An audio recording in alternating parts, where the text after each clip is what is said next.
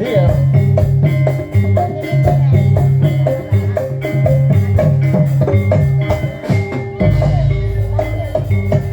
Ono kidung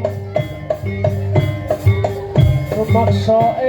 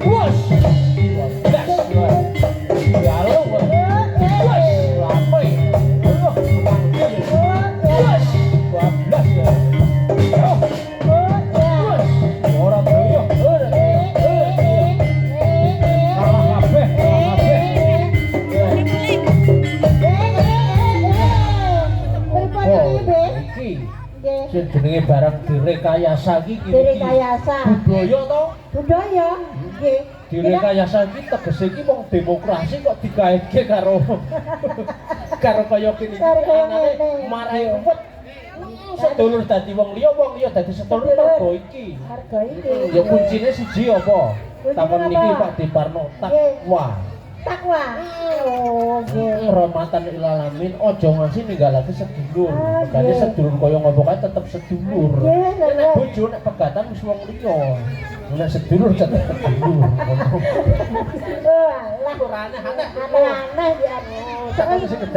sampean jagone sing ndi nek anak ya tetep anak bojo ya pegatan bar